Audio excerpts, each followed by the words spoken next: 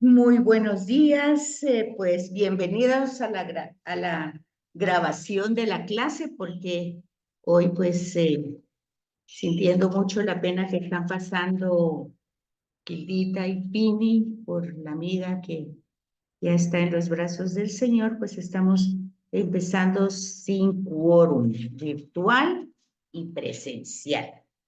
Así es que yo lo que voy a hacer en este momento, nos toca la sesión 2, Antropología y Pecado Original, pero como nos habíamos quedado con el tema de monogenismo y poligenismo, pues yo voy a tratar no de explicar, sino más bien de leer lo que tenemos en el manual y sugerirles que se apoyen sobre estos temas en las lecturas complementarias, porque es importante captar y no entrar en conflicto entre lo que dice la ciencia y lo que reflexionamos teológicamente, ¿verdad? Claramente, pues hemos tenido ya cursos de introducción a la Biblia, ya hemos entendido muchas cosas que hemos visto en el estudio bíblico, los géneros literarios, los contextos históricos, culturales, geográficos. Entonces, es importante entender lo que dice el manual y lo que dicen las lecturas complementarias. Entonces, en la página 11 del manual empieza haciendo dos preguntas. ¿La humanidad tiene un origen monogénito o poligénito? O sea, mono, uno, poli, muchos. O sea que la pregunta dice, ¿tiene el origen de una sola realidad o de muchas? Luego la segunda pregunta dice, ¿la humanidad actual procede de una pareja inicial o varias parejas aparecidas en distintos lugares de la Tierra y en tiempos diversos? Entonces, en la nota de pie de página de estas dos preguntas, les presenta un asterisco donde les explica los términos monogenismo y poligenismo, que no tienen el mismo significado en la teología y el campo de la ciencia. Es importante darse cuenta de eso. No tienen el mismo significado.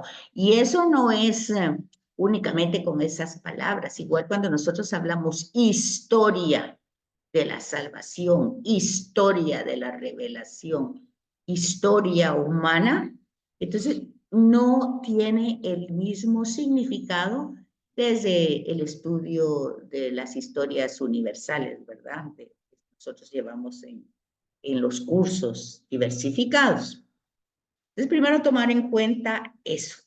Luego, en el segundo párrafo de ese material que tienen ustedes ahí en su manual, dice que derivado de la interpretación de la Biblia y de la ausencia de las teorías de la evolución, quiere decir que cuando se ha empezado todo el proceso interpretativo del magisterio de la iglesia, porque acuérdense que es el magisterio el que interpreta, ¿verdad?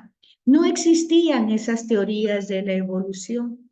Esas teorías van, pues, relativamente apareciendo desde la ciencia y desde las ciencias humanas, biológicas, y desde la arqueología, que ha ido teniendo encuentros todavía esta semana en un canal europeo, pues anunciaban, están haciendo pues el paso de un tren cavando y van encontrando que aparecen fósiles, ¿verdad?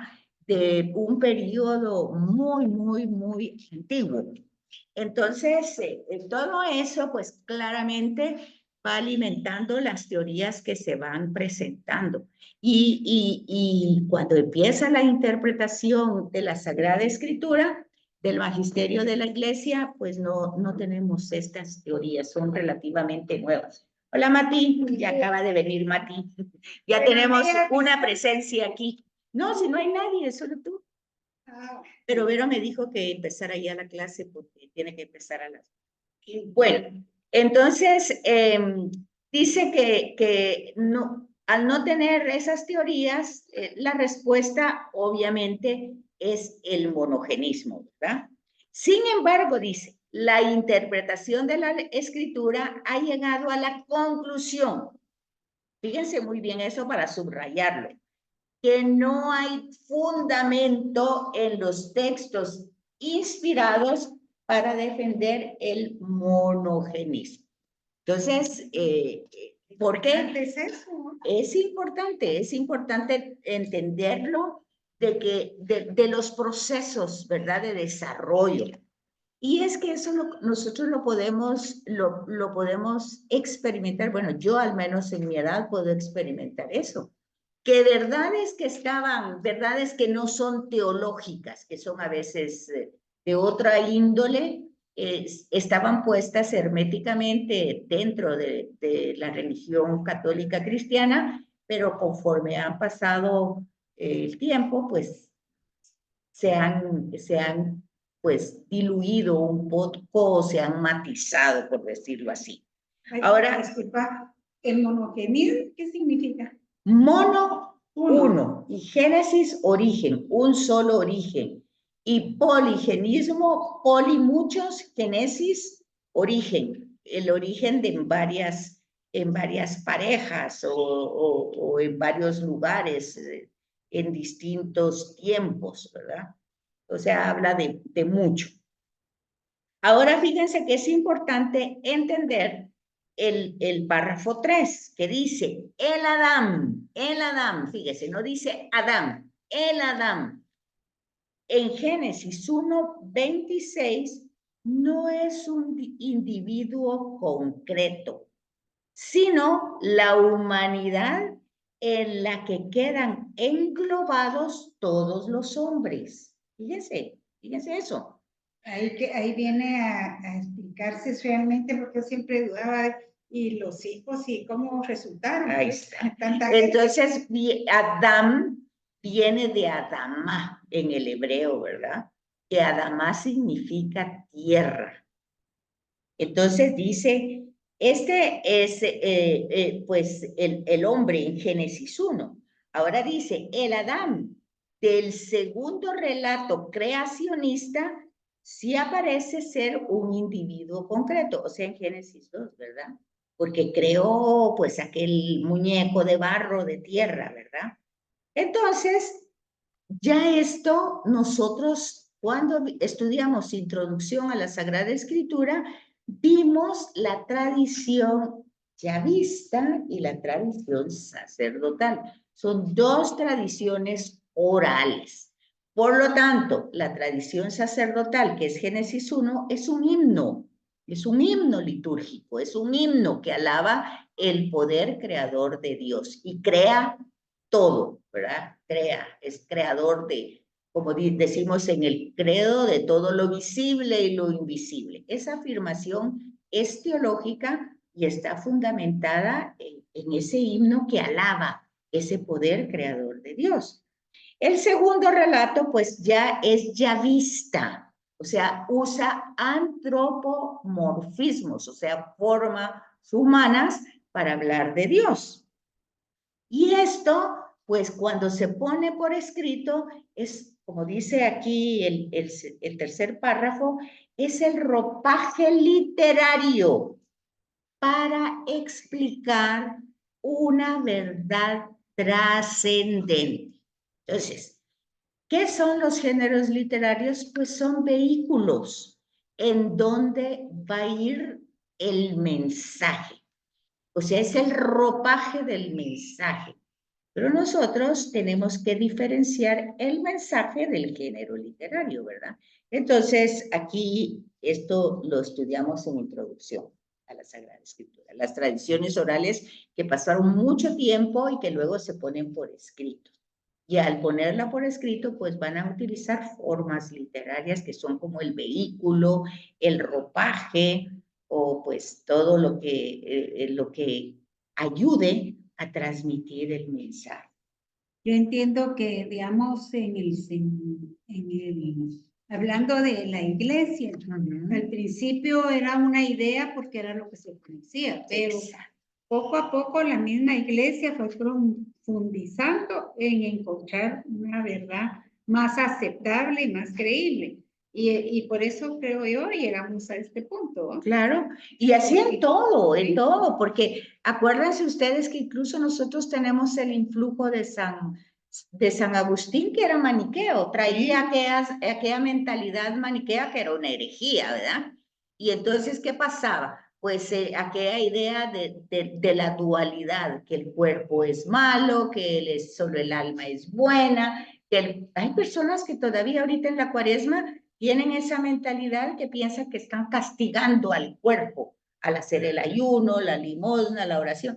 Y no es eso, pues luego la iglesia ha ido desarrollando su teología y va presentando, no, es una manera de colaborar con nuestro cuerpo que se inclina a tener gusto, placer, y es como mortificarlo un poquito, no con un sentido masoquista, sino con un sentido de sentirme unida, solidaria, con la necesidad del otro, ¿verdad? Con el hambre que pasa a la gente, pues ayunar un poco, con el desprenderme de algo, con la necesidad del otro. O sea, tiene un sentido de ir siendo una humanidad más cercana al otro, más próxima al otro. No tiene un sentido de masoquista, de lastimarse, sino que de privarse de los gustos que nos atraen tanto y entonces pues ponerlo al servicio del otro. Eso no se enseñaba así hace 40 años. Entonces, pero hoy así se enseña. Hoy así se enseña porque ha ido evolucionando. Entonces nosotros tenemos que ir descubriendo, no es que la iglesia cambie, no, es lo mismo, pero la pedagogía va siendo diferente de acuerdo a la cultura y a la época, ¿verdad? Mucha gente todavía en Semana Santa, pero no tanto como por castigo, sino para sacrificar algo, tratando de, pensando en nuestro Señor, ¿no? Que se quitan el pan o que a veces los dulces porque les gusta o algo que les gusta. En algunos casos, algunos caballeros se quitan el alcohol, ¿no? Pero yo creo que eso siempre está bueno. Pues, bueno, siempre que no perdamos el sentido, que es no es tanto, como decía, un sentido masoquista, sino que es, pues, enseñarle a mi cuerpo a que no todo lo que él tiene ganas en ese ratito yo se lo voy a dar. Y en lugar de dármelo a mí, dárselo a otro. Eso es todo. Eso es todo. Tanto en el ayuno como en la limosna, ¿verdad? Y obviamente la oración nunca tendría que ser un sacrificio porque es el diálogo con Dios. Entonces, nosotros tendríamos que estar en esa relación continua, no nos tendrían que estar ahí machacando para hacerlo, ¿verdad? Bueno, entonces, pero lo que dice en el parrafito 4 es muy importante. Los géneros literarios, sigue, ¿verdad? No son verdades de fe, los géneros, el vehículo que está utilizando. Miren, es como cuando yo estoy hablando y puedo decir en algún momento, ay, fíjense que Mati hizo una fiesta ayer y echó la casa por la ventana. Ese fue un género literario, pues si lo pongo por escrito va a ser un género literario. Hablado, pues yo estoy diciendo, echó la casa por la ventana. Pero todo el mundo va a entender la forma oral que yo estoy transmitiendo. ¿Cuál es la verdad? Pues la verdad es que Mati hizo una fiesta ayer. Ese es el mensaje, por decir así. Echó la casa por la ventana, pues es mi manera objetiva de ver lo que ella hizo, que se extralimitó, que hizo muchas cosas para que todo el mundo se sintiera feliz y que no faltó nada. Pero eso no es la verdad, ¿verdad? Porque otro puede decir, ay Dios, a mí no me gustó, ¿verdad? O sea, lo que pasa es que había muchas cosas que yo no me las podía comer, lo que quiera. Pero la verdad histórica es que ella hizo una fiesta, ¿verdad? Y dentro de unos años que lo leyera, podría decir, ¿Y cómo se puede echar una casa por la ventana? Y entonces alguien dirá, bueno, como es que lo que pasa es que si ya tratándose de la Sagrada Escritura, como es Dios, Dios sí puede hacer eso. No, no podemos confundir el mensaje que se está revelando con el género literario. Y aquí se los dice con claridad este cuarto parrafito. No son verdades de fe las categorías culturales de la que se sirve el autor para exponer enseñanzas y que redactara en clave monogénica, ¿verdad? O sea, de un solo origen. Esa no es la verdad. Bueno. Luego se va al libro de Hechos de los Apóstoles, que hace esta referencia. Él creó en su capítulo 17, versículo 26. Él creó de un solo principio, todo el linaje humano. Ha sido presentada como apoyo monogénico, ¿verdad? Pero el principio no lo debemos entender como algo que empieza. Eso ya lo habíamos explicado anteriormente en el curso de Dios Trino, ¿verdad? En un principio es desde siempre, ¿verdad? Dios es eterno. En un principio Dios creó el mundo, no quiere decir que empezó a decir, Dios existía desde siempre. En un principio, desde la teología, es desde la eternidad. Entonces, es por eso dice ex enos, ¿verdad? Desde fuera de la realidad que nosotros conocemos. Puede entenderse una sola pareja, puede entenderse una raza, puede entenderse toda una generación, ¿verdad? Por la sangre. Entonces no está limitada a una interpretación directamente literal. Luego, en el otro párrafo, habla, somos unos en Cristo, sin proceder genéticamente de Él, claramente, ¿verdad? No, somos de Él, pues, por muchas razones, especialmente por el bautismo, pero también más adelante va a explicar eso, ¿verdad? A esta unidad corresponde la unidad de Adán. O sea, formamos parte de Adán porque somos parte de la raza humana a la que pertenece Adán, ¿verdad? Y formamos parte de la nueva creación en Cristo porque Cristo es hombre, verdadero Dios y verdadero hombre. Entonces, como humano, desde su mensaje, desde toda su realidad, formamos parte de él. Es decir, a esta categoría pertenece lo que se habla de la unidad. Luego es importante ir viendo cómo estas teorías que surgen entre el siglo XIX, XX, pero ya van teniendo desarrollo, pues cuando vienen a descubrirnos aquí a América, que acuérdense ustedes, pues que los españoles que vienen primero no saben si los habitantes de aquí son animales, son personas, ellos no saben definirlos, ¿verdad? Y luego uno cuando ha estudiado esta situación, pues los primeros criterios para definir que son seres humanos y que tienen alma, ¿qué creen que es? Porque se ríen, porque los animales no se ríen. Entonces dice, se ríen. Entonces ahí va entrando un despertar en la mente. Y esto ya empieza en el Concilio de Trento, 500 años antes, ¿verdad? Cuando nosotros estamos siendo descubiertos y conquistados. Entonces, porque ¿qué es lo que afecta realmente el no venir, por decir así, de una sola pareja? Pues es el pecado de origen, ¿verdad? Entonces, ¿cómo es el pecado original? ¿De qué se trata? Entonces, el Concilio de Trento va a hablar sobre eso. Fíjense, estamos hablando 500 años antes. Y entonces dice, hace un decreto sobre este pecado original y afirma que el pecado es uno en el origen, en el origen. Entonces está ahí en latín, ¿verdad? En su origen original, por decir así, ¿verdad? Y se transmite por generación, no por imitación. O sea, no es porque estemos copiando, sino porque formamos parte de la misma raza humana y tenemos las mismas tendencias hasta el día de hoy. Y eso está en el Dessinger 790 y 1513, ¿verdad? Ya dijimos que era el Dessinger, son declaraciones de fe. ¿Eso qué es? ¿El Dessinger? ¿Qué significa? Es Dessinger, eso lo explicamos la semana pasada, ¿verdad? Que son declaraciones de fe que se van transmitiendo y se van poniendo por escrito como parte de la doctrina. Entonces dice que la intención de este canon tercero de la sesión 5 es afirmar que el remedio del pecado original son los méritos de Cristo que se comunican en el bautismo.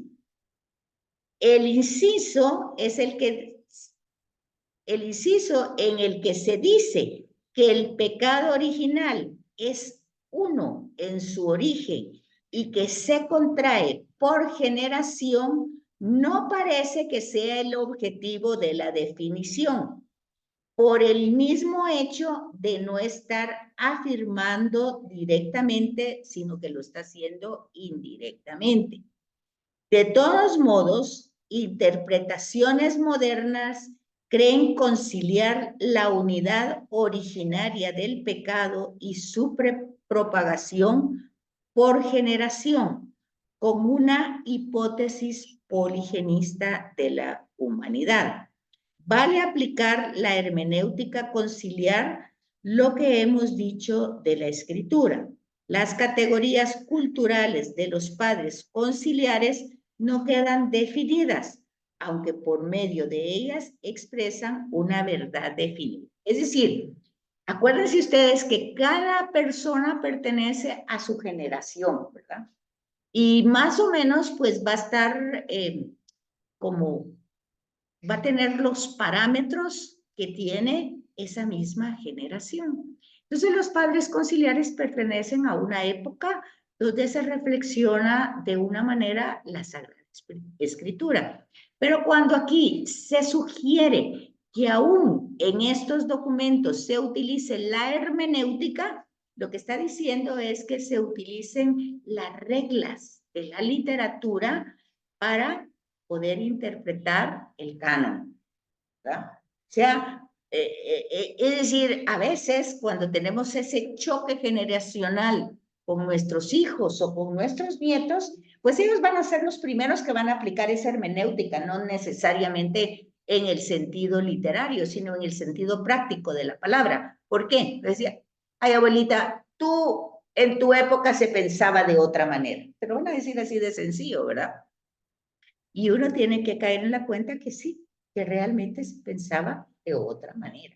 Y entonces esa misma hermenéutica se usa como forma de prudencia cuando uno quiere decir, por ejemplo, es que en mi época a mí me lo enseñaron de otra manera, pero si uno cae ya en la cuenta, sí, pero ya no tengo que decir eso, porque hoy todo lleva una forma diferente. Eso no significa que yo vaya a cambiar la raíz de la doctrina o del mensaje, pero sí debo, desde la luz del entendimiento y de la razón, y desde la luz de lo que está sucediendo, que los mismos obispos los presentan, el ver, el luego de ver y luego actuar, antes de actuar hay que juzgar.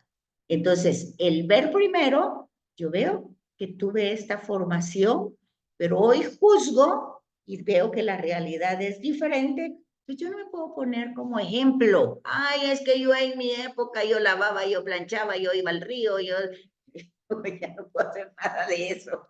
Ya hay muchas cosas que no se pueden hacer así porque todo ha cambiado. Ya ni en el río hay agua, o ya no se puede ir a lavar al río como ya está contaminado, lleno de basura. Ciertamente, yo en mi niñez vivía en un sector, mi papá era militar y mi mamá iba a lavar al río.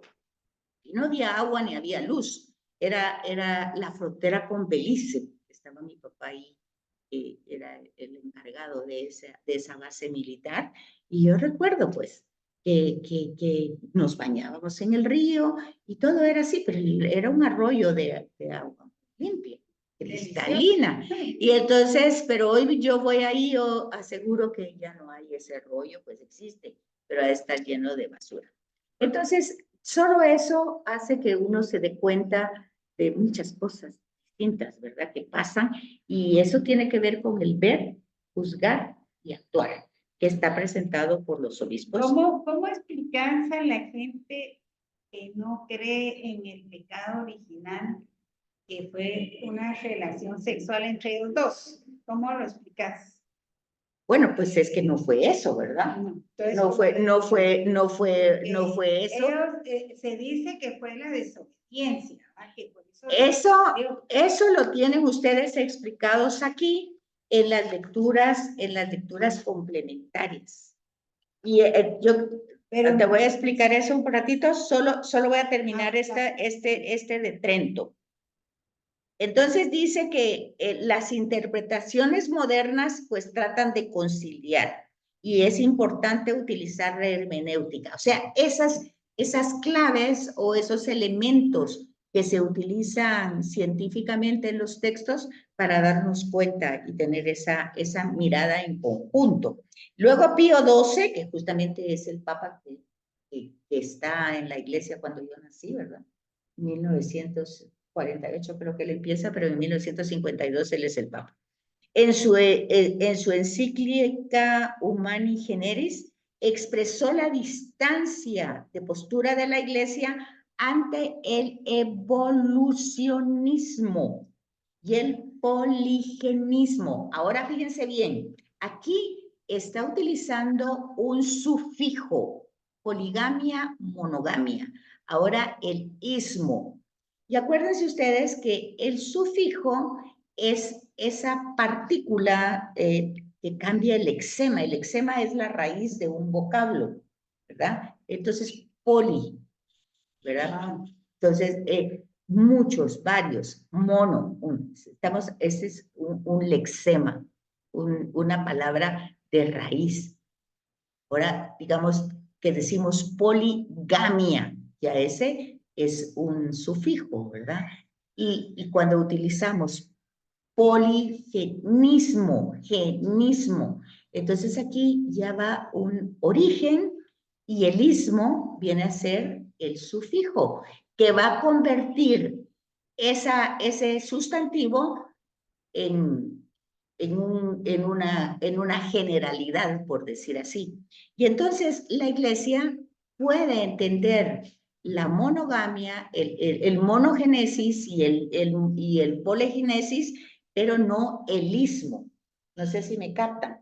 Es diferente monogénesis que monogenismo.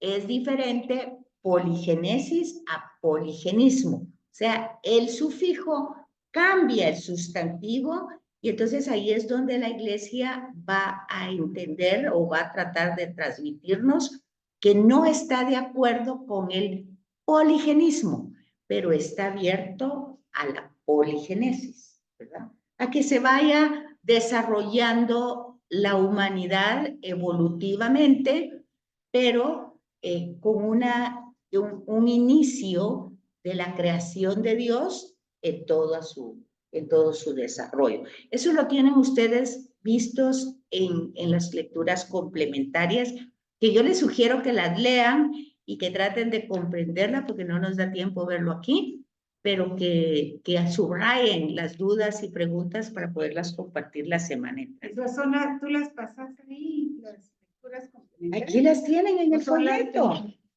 Aquí las tienen, mira, aquí las tienes en lectura complementaria. Aquí está, mira, evolucionismo, evolución sí, evolucionismo no. Creación sí, creacionismo no. Y aquí lo tienen ustedes como lectura complementaria. Y entonces es para ir viendo cómo es la postura que va teniendo la iglesia, pero irlo entendiendo.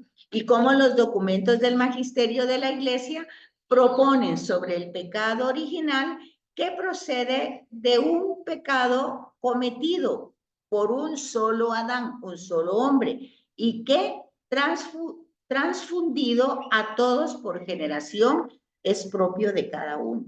Entonces, eso está en el magisterio de la iglesia, pero de Pío XII. Hay que ubicar, hay que ponerlo en contexto. ¿Qué estamos diciendo? Pues es el Papa de 1950, 48, 52, que fue cuando yo nací, era el Papa. Este texto, fíjense lo que dice, no nos podemos quedar con ese párrafo, porque aquí en la página 12, 1950. yo nací en el 52 y él era Papa en esa época. Entonces, fíjense, dice, este texto ha sido ampliamente comentado. Hay que hacer notar el valor de la redacción, lo que les estoy diciendo, en qué época, cómo fue redactado y por quién. El Papa, no afirma el Papa que no es conciliable el poligenismo con la doctrina del pecado original, sino sencillamente que no se ve en aquel momento. Sí, en ese momento solo tenemos la interpretación de la Escritura. Acuérdense que ninguno de los laicos tenía acceso a la Sagrada Escritura en esa época. No existía. Pues existía la Sagrada Escritura, pero no para nosotros. Existía para el clero. No existía.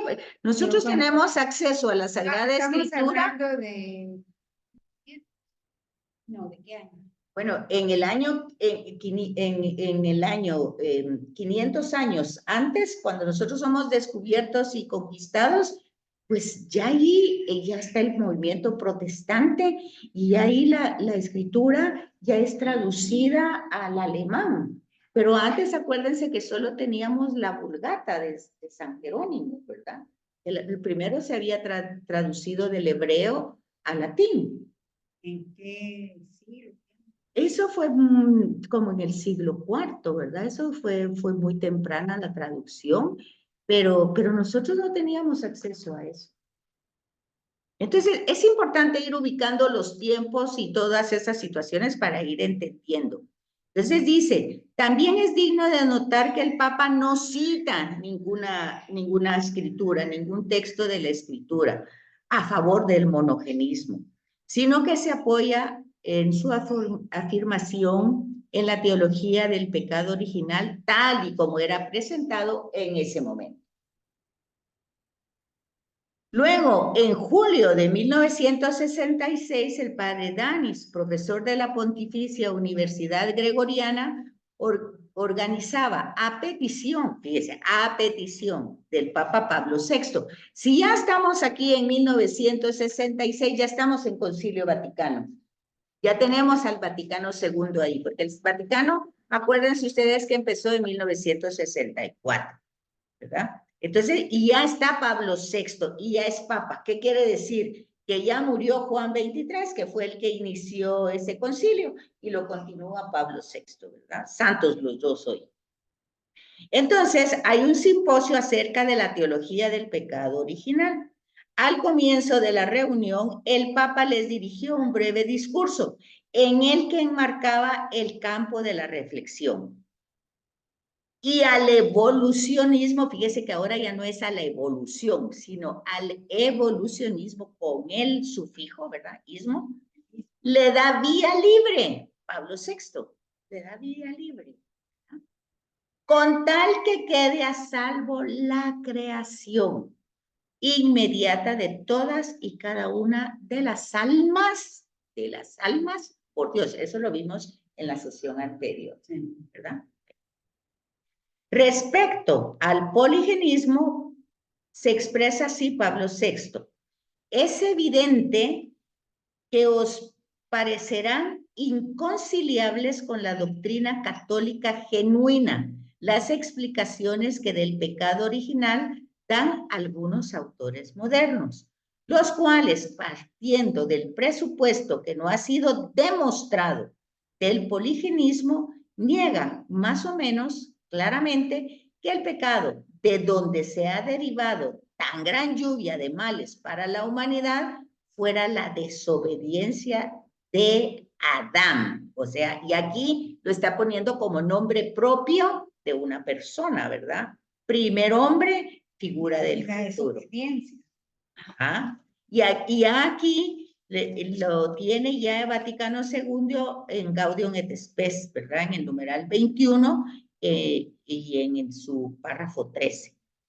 Cometida al comienzo de la historia. Por consiguiente, estas explicaciones no están de acuerdo con la enseñanza de la Sagrada Escritura, de la tradición y del magisterio de la Iglesia, según la cual el pecado del primer hombre fue transmitido a todos los descendientes, no por vía de imitación, sino por propagación. Reside en cada uno como propio y es muerte del alma, es decir, privación, y no simple carencia de santidad y de justicia, incluso en los niños apenas nacidos. Eso está en el Concilio Tridentino. Esta larga cita de Pablo VI se explica por sí mismo. No concede luz verde al poligenismo y pide las precauciones que impone a esta hipótesis la presentación oficial del pecado original en la Iglesia. El discurso de Pablo VI no frenó las investigaciones de los teólogos y los exegetas, que poco a poco han ido abriendo camino a la conciliación acerca de la doctrina del pecado original y la hipótesis del poligenismo. Todavía queda camino por recorrer hasta llegar a la plena uniformidad. Quiere decir que no hemos llegado totalmente a una concepción clara entre los especialistas. Hoy el problema monogenismo no tiene mayor importancia como la tenía hace, pues, a principios del siglo XX o del XIX. No tiene esa misma importancia. Ha perdido relevancia. Es la ciencia la que tiene que ir aclarando el origen de las parejas, ¿verdad? De la humanidad.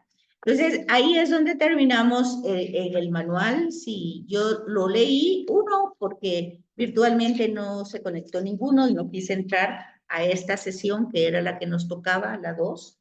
Y pues Mati pues vino y a ella le interesaba también esto como con más detalle. Y entonces por eso intenté leerles estas 2 paginitas y luego ustedes tendrán el trabajo de ayudarse con las lecturas complementarias, ¿verdad?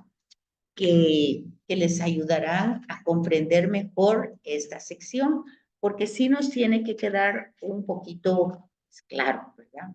Es re importante eso. Porque... Luego, sí, en las lecturas complementarias tenemos creación, evolución, magisterio de la Iglesia, con el profesor Rafael Pascual, que es legionario de Cristo, ¿verdad? Entonces ahí estamos directamente, todo este material es justamente de la escuela, ¿verdad? Y para que ustedes vean el desarrollo que tiene directamente, hacia dónde va.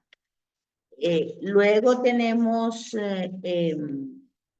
sí, creo que tenemos el pensamiento de Benedicto XVI sobre la creación y la evolución, que el padre Pascual va desarrollando, y dice que es evidente que nos encontramos ante una alternativa tal como creación o evolución. Fíjese que no tiene el sufijo, ¿verdad? No está hablando de creacionismo, evolucionismo, creación o evolución, sino más bien ante una articulación.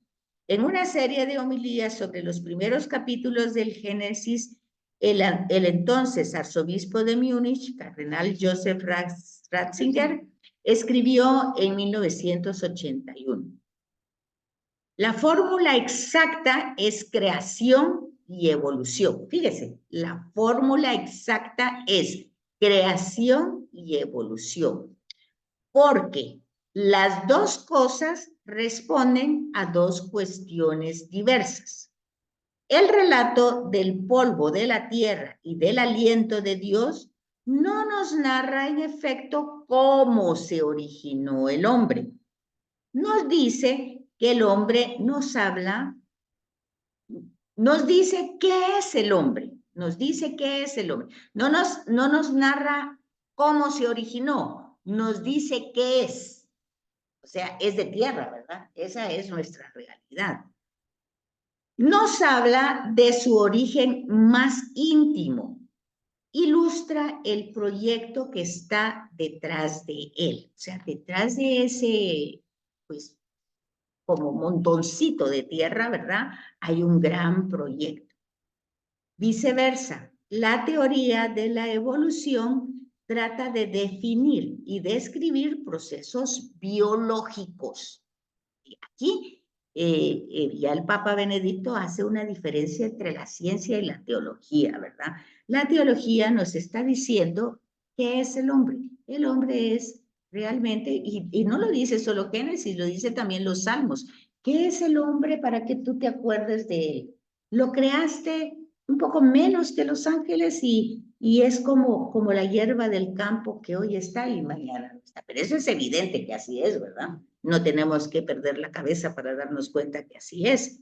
Y eso es lo que nos dice la teología.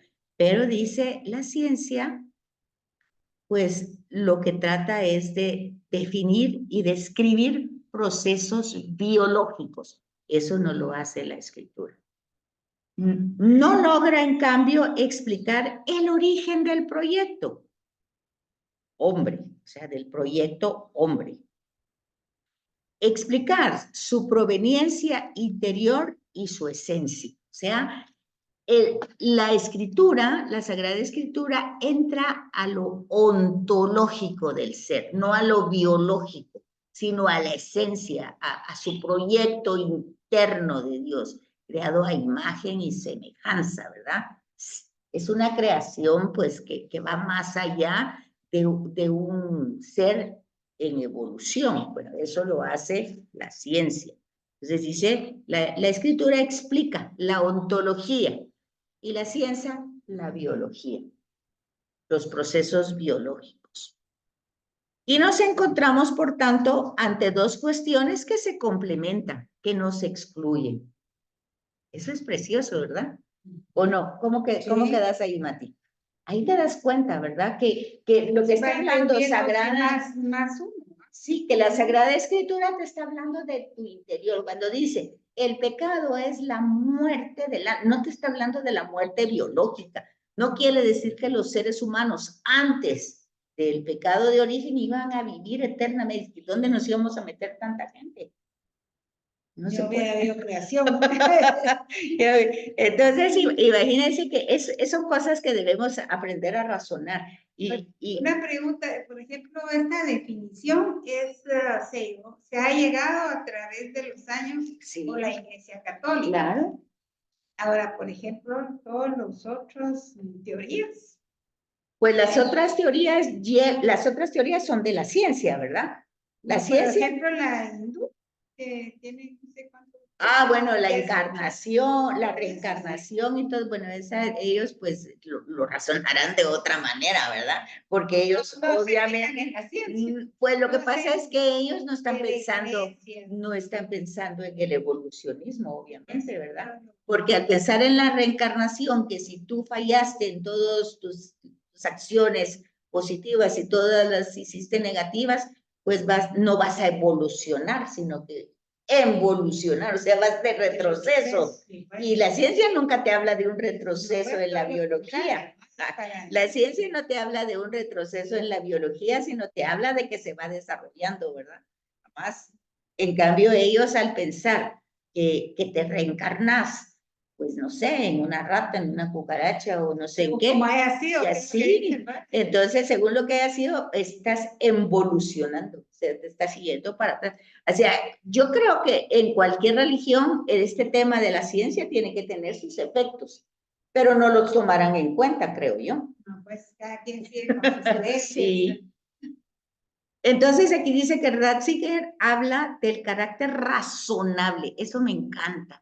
Eso siempre me encantó el Papa Benedicto por el tema de razonar. Es lo que lo que yo digo en los cursos. Se vale pensar y es importante razonar la fe en la creación y en todo, que sigue siendo todavía hoy y la mejor y más plausible hipótesis. En efecto, sigue diciendo el texto de Ratzinger, mediante la razón de la creación, Dios mismo nos mira. La física, la biología, las ciencias naturales en general, nos han proporcionado un relato nuevo de la creación, inaudito, con imágenes grandiosas y nuevas, que nos permiten reconocer el rostro del Creador y nos hacen saber de nuevo si en el principio y en el fondo de todo ser está el Espíritu Creador. Fíjense, Qué lindo. en lugar de quitarnos la fe, nos hace maravillarnos de cómo actúa Dios, ¿verdad? Cómo va actuando, y en el fondo del ser humano siempre está su principio creador. Entonces no es de asustarnos, ¿verdad? Ni de cerrarnos, sino que al contrario, de razonar y de leer si no estamos muy de acuerdo. El mundo no es el producto de la oscuridad y el absurdo, proviene de una gran inteligencia, de una gran libertad y de una belleza que se llama amor. Dice qué bonito.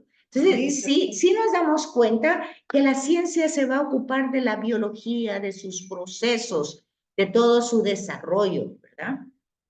Y que la biología va más al interior, a la esencia, o sea, a la ontología. Y entonces, reconocer esto nos infunde el valor que nos permite vivir, que nos hace capaces de afrontar confiados la aventura de la vida. O sea, Dios no ha hecho nada al azar, ¿verdad? Sino que tiene proyectos de vida, tiene propósitos, tiene propósitos. Es significativo que en su homilía de inicio de su ministerio petrino, el Papa Benedicto XVI haya dicho: no somos producto casual, o sea, no somos producto de la casualidad, ni el sinsentido de la evolución. Cada uno de nosotros es el fruto del pensamiento de Dios. Cada uno es querido, cada uno es amado, cada uno es necesario. Entonces, vean, no nos podemos quedar con ideas que no nos permiten, pues, ampliar la visión en conjunto. Tenemos que ubicarnos. Y vuelvo a poner el ejemplo de los obispos. Ver, juzgar y actuar. Juzgar la realidad, ¿verdad? La realidad que vivimos. Porque ya vemos, pues, que todo el Evangelio se trata de eso, de ser luz para las naciones. Y se pone en esa metáfora, ¿verdad?, de que una lámpara o una luz no se enciende para ponerla bajo la mesa, sino para iluminar la realidad en la que se vive. Entonces, entre más podamos tener nuestra mente abierta, pues, a los estudios que se van haciendo, que se va haciendo la biología, que va haciendo la teología, y que vayamos viendo al magisterio de la Iglesia, que es el intérprete que nos va a poner la parte de la verdad teológica, pues entonces nosotros vamos en buen pie, ¿verdad? Y con buen viento. Así es que yo creo que aquí nos quedamos porque...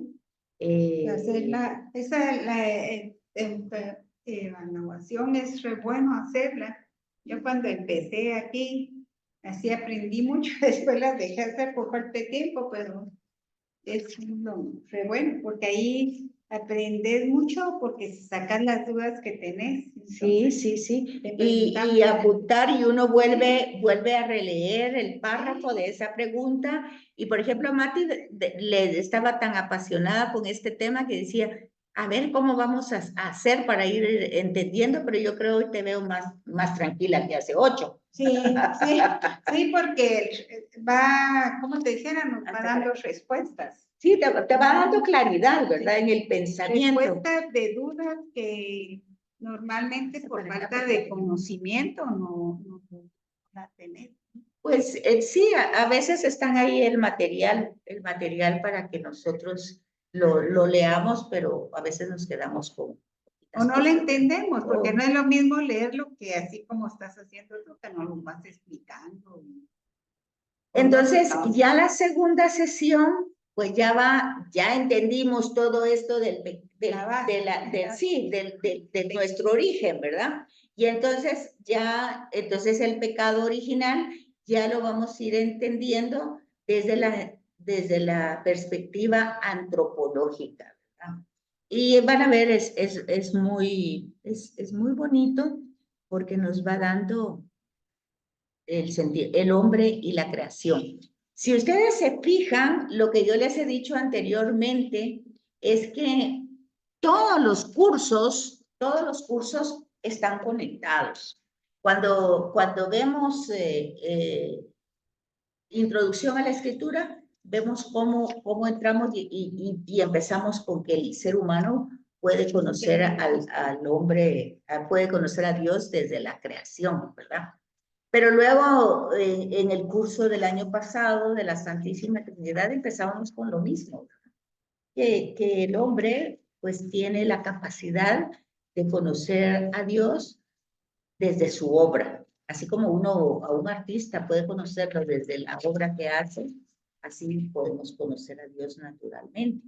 Y aquí en este curso de antropología, pues también empezamos también por lo mismo, después de haber puesto las bases que nos pueden confundir, ¿verdad? Por la ciencia que ha ido desarrollando muchas teorías y muchas hipótesis, pues nosotros ya nos ubicamos. Y desde esa ubicación, ya nosotros podemos ir entrando en otros temas como sería el hombre y la creación.